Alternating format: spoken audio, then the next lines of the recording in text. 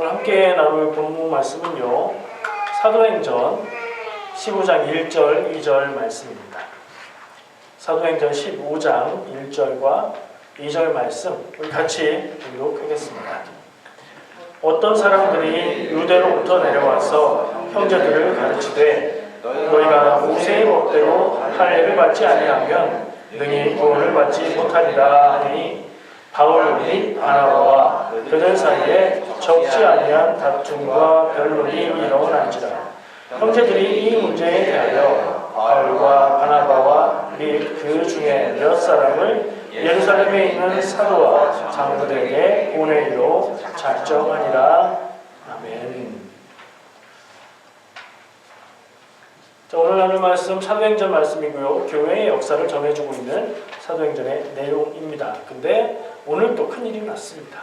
지난주에도 사실 사도행전 6장에 히브리파 사람들과 헬라파 사람들이 있었는데 헬라파 사람들이 구제를 못 받아서 화가 났고 원망하는 마음이 생겼었다. 그러면서 교회 위기가 될 수 있는 일이었는데 사도들이 집사들을 잘 세워서 그 일을 오히려 더 잘 되는 기회를 삼았다.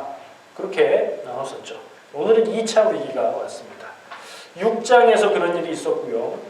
시기상으로 얼마나 지났는지 알 수 없지만 어느 정도 시간이 지났을 때 15장에 와서 또 다른 문제가 생겼습니다. 그 사이에 교회는 어떻게 변했느냐? 예루살렘에서, 그러니까 유대 지역에서 유대인들을 중심으로 지난주에 얘기했던 대로 헬라파 유대인, 히브리파 유대인들이 하나가 되어서 교회를 이루었는데 그 사이에 바울이 회심을 하고 바울이 이방 지역을 다니면서 복음을 전하기 시작을 했죠.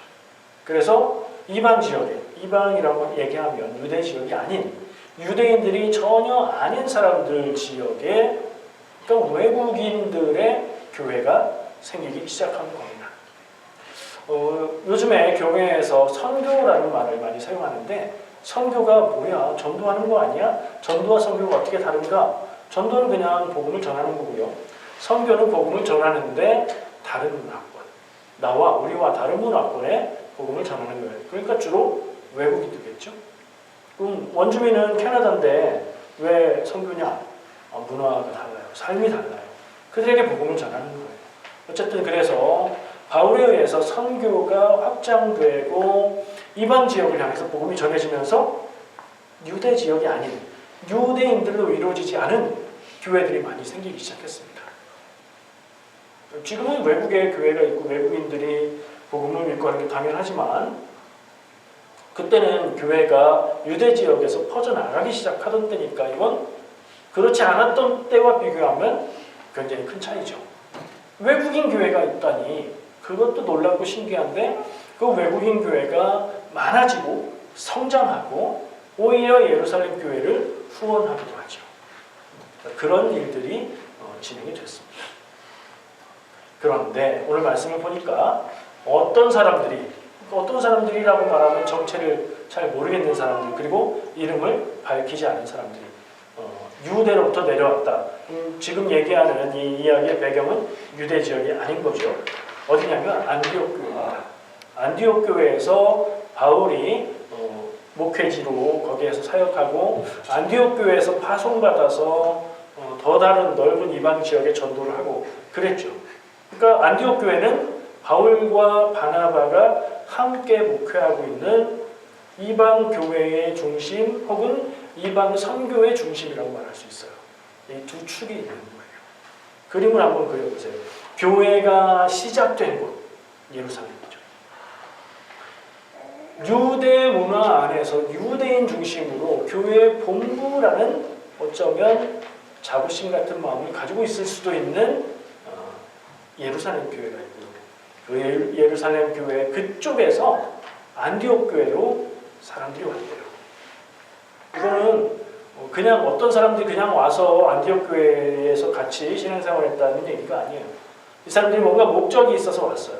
무슨 목적이냐? 말씀을 계속 보면 그 사람들이 안디옥 교회 형제들에게 가르쳤어요. 설교했다는 얘기죠.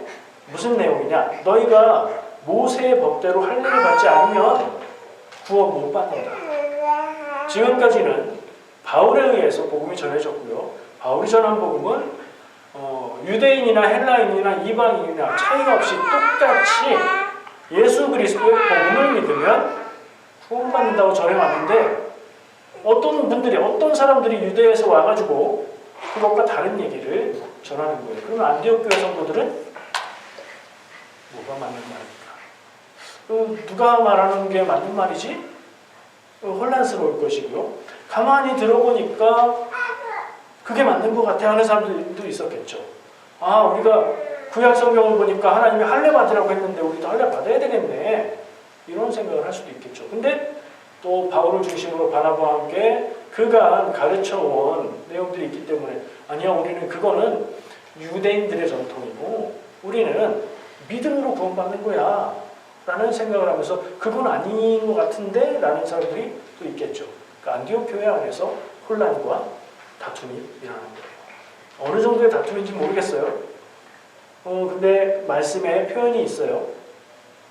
바울 및 바나바와, 그러니까 안디옥 교회의 유대인 혹은 그리스도인인데 리더, 영적인 지도자인 바울과 바나바와 그들 사이에 어떤 사람들 와서 할례 받아야 된다고 한 사람들하고 적지 않은 다툼이 있었다. 다퉜는데 이게 어떤 면으로인지 모르겠지만 굉장히 심각하게 다툼이 있었다는 얘기예요. 자, 그래서 어떻게 하기로 했느냐? 싸워서 이기는 쪽이 맞는 거다, 이런 거 아니죠. 교회에서 이 문제를 놓고 예루살렘 교회에 바울과 바나바와 다른 몇 사람들을 보내서, 안디옥 교회 대표, 이방 교회 대표로 보내서 여기에 관해서 정리하도록 하려고 결정을 했어요. 자, 오늘 그 얘기를 나눌 거예요. 아까 얘기한 대로 6장에서의 문제를 해결하고 나서 교회는 더욱 부흥을 했습니다. 그러면 오늘 이 15장의 문제도 이걸 해결하지 못하면 어떤 일이 일어날까 한번 상상해 볼 수 있고요. 이걸 잘 해결했을 때 교회는 어떻게 될까? 어떻게 됐을까? 성경에서 보듯이 교회는 더 멀리 땅끝까지 복음을 전하는 확장의 길로 나가게 되죠. 그리고 그 확장의 길은 교회가 번창하는 게 아니라 성령님의 인도하심을 따라 하나님의 계획하신 대로 이루어지는 거예요. 자, 위기라는 걸 생각해 볼까요? 또 한 번의 위기인데, 지난번에 나눈 대로 위기는 잘 넘기면 더 좋아지는 기회인 거죠. 왜냐하면 위기는 지금까지는 이게 문제가 아닌 상황이었는데 성장하다 보니까 새로운 문제들이 생긴 거예요. 자연스러운 거예요. 잘못된 게 아니에요. 그 문제를 잘 풀면 더 큰 그릇이 되어서 더 많은 것들을 담고 더 많은 일을 할 수 있는 그런 교회가 되는 거죠. 그런 면에서 위기는 기회다 라고 생각을 할 수도 있고요. 또 한 번 생각하면 우리가 쉽게 어려운 일을 만났을 때 위기는 기회야 라고 너무 쉽게 말하는데, 어쩌면 기회라고 생각하는 때가 위기일 수도 있다. 너무 쉽게 생각하거나 우리가 잘하기만 하면 돼, 이렇게 가볍게 생각할 일은 아니다 하는 생각도 해보게 되는데요. 교회는 어떻게 일을 이루었을까? 같이 나누도록 하겠습니다. 이 갈등의 핵심은 무엇일까 하는 질문을 해봤어요. 왜 유대인들은, 그러니까 예루살렘 중심의 유대인 교회, 그리고 거기에 다 그렇지는 않은 것 같아요. 왜냐하면 나중에 말씀을 보니까 예루살렘 교회에 가서 의논하고 회의하고 하는 가운데 이방인들도 할례 받고 율법 지켜야 되는 것 같아 라고 주장하는 사람들도 있었고요. 근데 그렇게 결론 나지 않고 이 일을 우리가 고민을 해봐야 된다. 특히 중요한 인물들이 그렇지 않다라는 의견을 얘기해요. 여기에 대해서 예루살렘 교회가 명확한 결론을 아직 갖고 있지 않은 거고, 의견이 의논이 되어서 더 발전돼야 하는 문제인 게 분명한 거죠. 이 갈등의 핵심은 무엇일까 생각해 봤을 때 유대인이어야 구원받는다, 이런 생각이 유대인들에게 있었던 거예요. 이방인들이 복음을 믿고 교회를 세우고 믿음으로 사는 것들까지는 인정하겠는데, 야, 너희들도 구원받으려면 우리 유대인들처럼 할례 받고 율법을 지켜야 돼. 이런 생각을 한 것 같아요. 짐작이에요. 바라볼 때 그래 보여요. 왜냐하면 예루살렘 교회 성도들, 그러니까 유대인으로서 기독교인들의 입장을 한번 헤아려보자고요. 예루살렘 교회라고 말하잖아요. 그 유대 지역이잖아요. 인구도 제한적이고요. 지역적으로도 한계가 있어요. 근데 이방이라고 말하면 그냥 땅끝까지 유대 지역 유대인들을 제외한 모든 사람들이 다 이방인이잖아요. 날로 이방인 교회는 확장돼가고 더 많은 사람들이 예수를 그리스도로 믿고 신앙생활을 한다는 얘기들이 들려오고 그 교회들이 다 부흥한다고 하고 그 교회들이 예루살렘 교회가 기근으로 어렵고 힘든 때에 헌금을 보내서 돕기도 하고 좋고 고맙기도 하지만 위기감을 느끼진 않았을까. 근데 이건 굉장히 인간적인 마음이거든요. 왜냐하면 우리가 본진이고 우리가 첫 번째고 우리가 뿌리인데 저 사람들이 더 잘 되고 더 커지는 것 같아. 그런 마음, 그런 시기심이 있지 않았을까 생각을 해봤어요. 만약에 그런 생각으로 유대인들이 이방인도 구원받으려면 할례 받아야 된다는 주장을 했다면 명백하게 잘못된 거죠. 저는 그렇게 판단합니다. 그리고 성경도 그 방향으로 결론을 맺습니다. 일의 전개가 어떻게 됐는지 짧게 나눠볼게요. 자, 안디옥 교회에서는 바울과 바나바와 다른 사람들, 그러니까 몇 명 정도 되겠네요. 그 사람들을 예루살렘 교회로 보냈어요. 이 일을 의논하여서 결론을 가져오라는 의미입니다. 근데 우리가 이 내용을 보면서 착각하면 안 되는 것이요. 예루살렘 교회가 교회의 본부, 교단 본부였는가?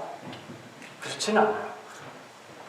당시의 교회들을 보면, 초대교회의 교회들을 보면 각각 다 독립된 개체로서, 형제로서 세워져 있었어요. 그러니까 본부에 가서 확인을 받으러 간 게 아니라 예루살렘 교회에서는 어떤 사람들은 할례 받아야 된다고 주장을 하니 이 일에 대해서 교회가 함께 의논하고 정리를 하자. 그런 의미로 간 거죠. 자, 가서 이야기를 꺼내서 본격적으로 얘기를 시작합니다. 그랬더니 처음 나오는 의견이 아니나 다를까 할례 받아야 된다는 주장을 하는 사람들이 있었어요. 근데 성경은 분명하게 기록합니다. 바리새인으로서 믿는 자들이 그렇게 말했대요. 바리새인 누구죠? 바리새인한테 뭐가 중요하죠? 바리새파, 바리새인은 유대교의 분파예요. 다른 파들도 있어요. 근데 바리새인들 하면 딱 떠오르는 게 율법이라는 생각이 딱 떠오르는데 바리새인들은 율법이 중요한 사람들이에요. 근데 그래서 예수님과 갈등도 있었고 바리새인들은 예수님 안 믿었거든요. 대체로. 그럼에도 불구하고 예수님의 말씀에 감동받거나 예수님 말씀이 맞다고 믿었거나 혹은 어떤 경험에 의해서 믿음을 가지고 교회에 있었던 바리새인 출신의 사람들이 있었던 거예요. 근데 그 사람들은 아직도 자기들이 예전에 중요하게 생각했던 것들이 여전히 중요한 거죠.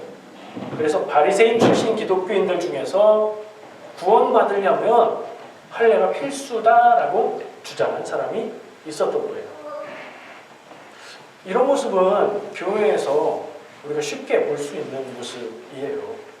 예전부터 해오던 거 그렇게 해야 된다고 주장하는 거예요. 사실은 그게 따져보자면 정말 하나님의 뜻이라든가 목숨과도 바꿀 수 없는 진리라든가 이런 거 아닌 경우가 많거든요.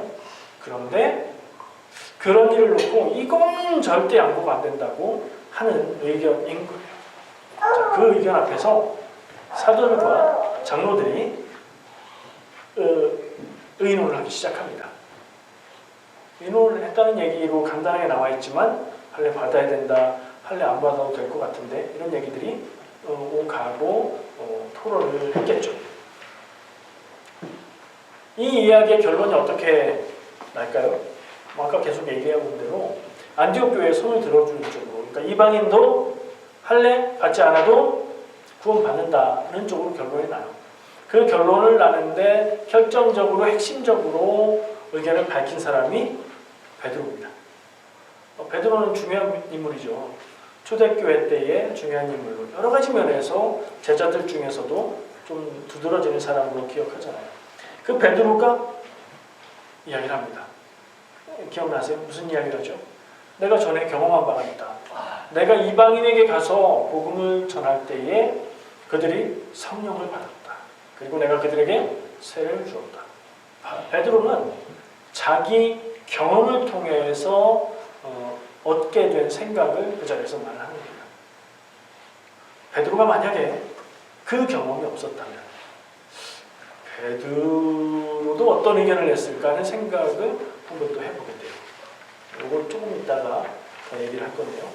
그리고 나서 완전히 결정적으로 그 상황을 정리하는 인물이 야고보입니다.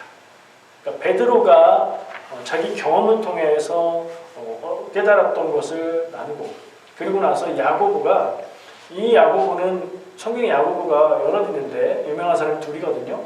한 명은 예수님의 제자, 12제자 중에 한 사람인, 그러니까 사도 야고보가 있고요.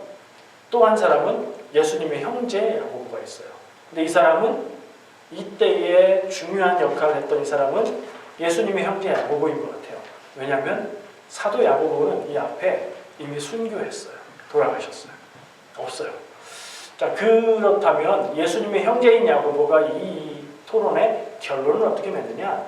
성경 말씀, 구약 성경 말씀을 인용하면서 이방인들을 구원하는 것이 하나님이 원하시는 것이다. 그러니 이 일에 우리가 이방인들에게 할례 받아야 구원받는다고, 그리고 율법을 지켜야 한다고 요구할 이유가 없다 하고 결론을 맺습니다. 결론이 그렇게 맺어졌으면 어떻게 된 거예요? 안디옥 교회에서 바울과 바나바와 사람들을 파견한 목적이 달성된 거고, 결론은 안디옥 교회, 바울을 중심으로 이방인들에게 복음을 전했던 사람들,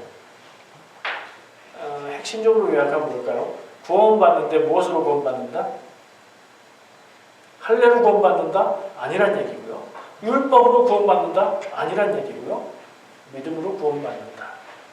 이게 결론으로 정리가 된 거죠. 자, 베드로 얘기를 잠깐 가지를 쳐서 해볼게요.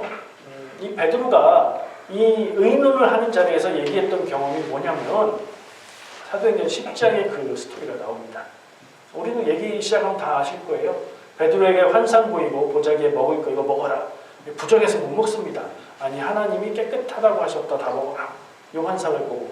근데 동시에 고넬료라고 하는 이방인에게 천사가 계시하여서 베드로를 불러서 말씀을 들어라 해서 베드로는 환상을 보고 고넬료가 보낸 사람들이 베드로에게 오고 베드로를 부르니 베드로는 그 부름에 응하지 않을 수 없었고 고넬료의 집에 가서 복음을 전하고, 말할 때 베드로가 어떻게 시작하는지 기억하세요? 내가 이방인들과 함께하고 이방인들에게 말씀 전하는 게 이게 우리의 법에는 맞지 않는데 성령님의 인도하심으로 내가 이것을 한다. 성령님이 어떻게 인도하셨는데요? 환상을 보게 하셨죠. 하나님이 깨끗하다고 한 것을 부정하다고 하지 말라가 메시지였죠. 이방인, 유대인들은 부정하다고 여기지만 하나님에게는 깨끗한 사람들이라는 거예요. 구원의 대상이라는 거죠. 그러니 내가 와서 복음을 전하지 않을 수 없었다라고 밝혀요. 그리고 복음을 전하니까 사람들이, 그 말씀을 듣는 사람들이 이방인인데 성령 받는 것을 직접 목격하게 되죠. 사람의 경험이 무섭지요. 생각으로는 아니다, 이렇다, 뭐 저렇다라고 생각을 하고 그렇게 배웠을지라도 눈앞에 보이는 현상과 현실이 그것과 다르다면 생각을 바꾸는 게 맞죠. 베드로는 그 경험을 통해서 생각을 바꾸게 된 거예요. 이 일이 어쩌다가 일어난 일이었을까요? 이 일이 우연히 일어난 일이었을까요? 사도행전을 기록한 누가는 이 일을 굉장히 강조해서 쓴 것을 알 수 있어요. 그 이야기를 굉장히 자세하게 기록하고 있고요. 동시적으로 천사의 계시와 성령님의 베드로에게 환상을 보여주는 내용을 같이 교차해서 기록하고 있고요. 그러니 그게 우연이 아니다. 다르게 표현해보면, 더 쉬운 말로 표현해보면 성령님의 큰 그림이 있으셨다. 어떤 큰 그림이요? 베드로가 고넬료에게 갈 수밖에 없었고, 아직 그런 준비가 안 된 사람이지만 갈 수밖에 없는 길로 인도하셨고, 가서 복음을 전할 때에 성령님의 역사하심을 경험하게 하셨고, 그게 다가 아니고 그 일을 바탕으로 해서 생각을 바꾸게 된 베드로는 오늘 말씀에 나오는 15장의 상황, 이방인 교회에서 사람을 보내서 구원받는 데에 할례와 율법을 지키는 게 필수인지를 묻는 질문 앞에서 내가 경험한 바에 따르면 성령님이 나를 인도하신 바를 생각해 볼 때 이방인에게 할례와 율법 지키는 것은 구원의 필수가 아니다 라고 말할 수 있게 됐죠. 이게 우연인가 생각해 볼 때 그거 아니고 다 계획하신 대로 인도하신 일이라고 누가가 기록하고 있었던 거예요. 무엇을 느끼십니까? 아, 그때 그랬구나. 베드로에게 당연히 그렇겠지. 하나님의 사도고 하나님의 교회가 확장되는 때니까 그런 놀라운 일들이 많이 있었겠지. 아, 내 인생에는 그런 일들이 안 일어나. 안 일어나네요. 내가 굳이 내 인생에 일어나는 많은 일들을 그냥 다 우연으로 치부하고 하나님의 음성이 있고 하나님의 뜻이 나에게 향할 때 그것을 우리가 애써 무시하고 있는 건 아닌가 하는 생각을 해봐요. 여러분, 하나님의 역사하심, 성령님의 인도하심이 옛날에만 유대 지역에서만 성경의 인물들에게만 나타나면 그게 정말 사실인 건가요?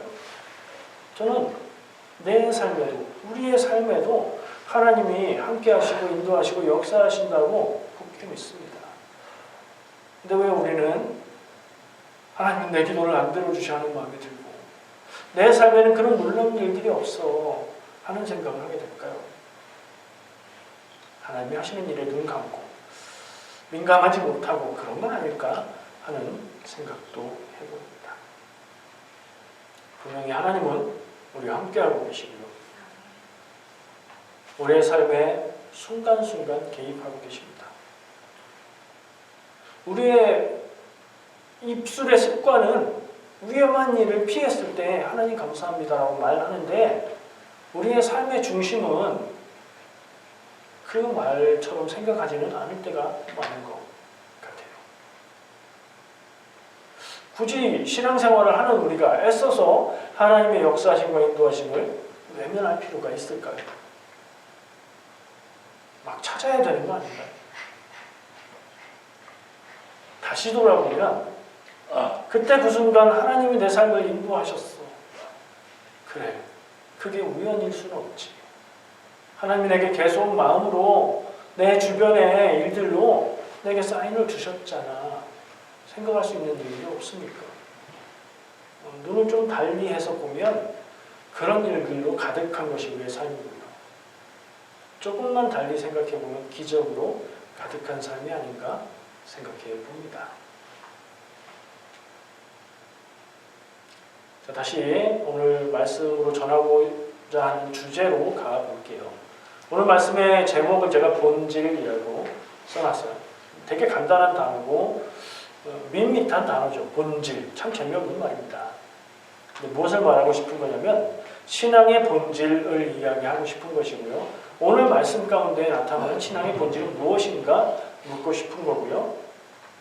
그리고 그것이 구원이라면, 구원받는 조건이 신앙의 본질이라면, 그러면 우리가 실제로 구원의 조건, 필수적인 신앙의 본질이 아닌데 그것을 목숨처럼 붙들고 있는 것은 없는가?